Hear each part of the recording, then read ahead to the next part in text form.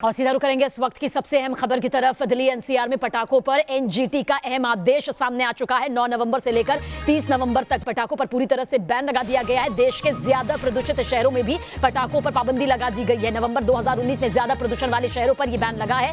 कम प्रदूषित शहरों में ग्रीन पटाखों को मंजूरी हालांकि दे दी गई है, लेकिन सिर्फ 2 घंटे ग्रीन पटाखे जलाए जा सकेंगे। ज्यादा जानकारी के लिए हमारे संवाददाता हमारे साथ मौजूद है, मोहित हमारे साथ मौजूद है, अरविंद भी हमारे साथ मौजूद है। मोहित, सबसे पहले एनजीटी के इस आदेश को लेकर क्या कुछ पूरी डिटेल आपके पास मौजूद है ताकि दर्शक समझ सके कि क्या कुछ स्थिति बन रही है? देखिए, जिस तरीके से लगातार प्रदूषण बढ़ रहा था उसके तहत कुछ फैसले, अहम फैसले जो हैं वो लिए गए हैं एनजीटी द्वारा। और एनजीटी ने उसमें कहा है कि पूरी तरीके से जहां पर भी लगातार बढ़ा है पॉल्यूशन, वहां देश भर के सभी शहरों कस्बों जहां पिछले साल नवंबर में हवा की गुणवत्ता खराब रही, वहां पर 9 से 30 नवंबर तक का पटाखों का बैन रहेगा। साथ ही साथ 9 तारीख से 10 नवंबर तक लेकर 30 नवंबर तक मध्य रात्रि तक एनसीआर में पूरी तरीके से पटाखे बैन हैं। यहाँ पर लोग भी कुछ लोग भी मौजूद हैं। इस फैसले को लेकर उनका क्या रिएक्शन लगाया गया है उनका? जी किस तरीके की प्रतिक्रिया है जो बैन लगाया गया है पटाखों पर? जिस तरीके से बैन लगाया गया है, प्रदूषण लगातार बढ़ रहा था, आप लोगों की क्या प्रतिक्रिया है, क्या कहेंगे? लग रहा है कि ठीक किया है? नहीं, ठीक किया है गवर्नमेंट ने जो भी किया है।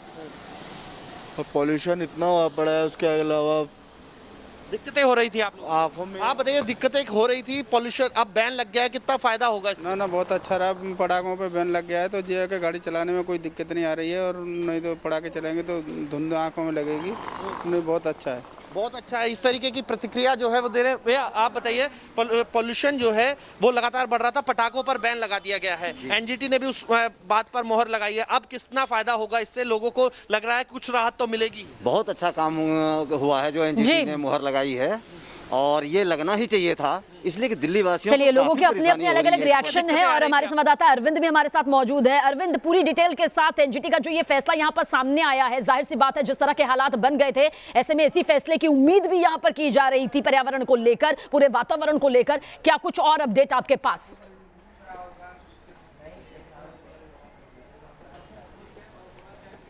देखिए सबीना, अब से कुछ देर पहले एनजीटी की वेबसाइट पर जजमेंट अपलोड हुआ है और इसमें साफ तौर पर जो निर्देश हैं उनकी जानकारी मैं आपको दे दूं दर्शकों की सुविधा के लिहाज से। दिल्ली एनसीआर में 9 नवंबर की मध्यरात्रि से लेकर 30 नवंबर 1 दिसंबर की मध्यरात्रि तक पटाखों के इस्तेमाल, उनकी बिक्री, उनके पर पूरी तरीके से बैन रहेगा। यानी पटाखे चाहे कैसे भी हों, चाहे वो ग्रीन पटाखे हों या दूसरे पटाखे हों, उनका इस्तेमाल और उनकी बिक्री नहीं हो सकेगी। ये एनजीटी का आदेश है।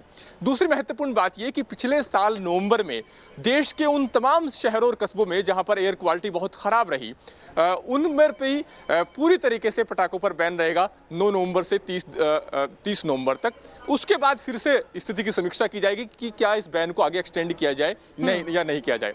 इसके अलावा देश के उन तमाम शहरों और कस्बों में जहां पर एयर क्वालिटी मॉडरेट है, वहां पर एनजीटी ने कहा है कि वहां पर ग्रीन क्रैकर्स आप चला सकते हैं, लेकिन उसके लिए भी समय सीमा तय कर दी गई है, सिर्फ 2 घंटे का वक्त रहेगा।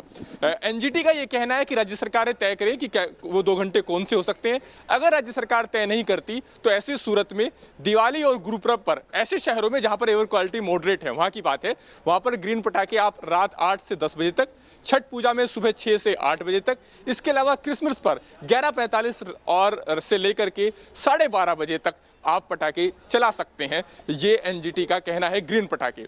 लेकिन यहाँ पर भी एनजीटी ने छूट दी है कि जहाँ पर एयर क्वालिटी मॉडरेट है, लेकिन बावजूद इसके राज्य अथॉरिटी को ये लगता है कि सख्त कदम उठाए जाने की जरूरत है, तो अपने हिसाब से सख्त कदम उठा सकते हैं और प्रतिबंध लगा सकते हैं। तो कहीं ना कहीं याचिकाकर्ताओं की तरफ से जो मांग उठाई गई थी और 23 राज्यों के जवाब आए, उसके बाद एनजीटी को लगा कि कम से कम दिल्ली एनसीआर में तो पटाखों पर पूरी तरीके से बैन लगाना ही सही रहेगा। बिल्कुल अरविंद, क्योंकि जिस तरह के हालात हम लगातार न्यूज़ नेशन के जरिए दिखा भी रहे थे और लगातार हमारी मुहिम भी यही है कि पॉल्यूशन जिस तरह से बढ़ रहा है उसे यहाँ से जाना होगा। और इस मद्देनजर ये फैसला आप कितना अहम मानते हैं? क्योंकि सांस लेने में दिक्कत हर किसी को हो रही है, चाहे वो बच्चे हैं, चाहे वो बुजुर्ग हैं, चाहे वो महिलाएं हैं, और खासतौर से वो लोग जो पहले से ही किसी और बीमारी को झेल रहे हैं, उनके लिए ये प्रदूषण किसी जहर से कम नहीं साबित हो रहा है। ऐसे में क्या कुछ लगता है, क्या इसके नतीजे वाकई देखने को मिलेंगे?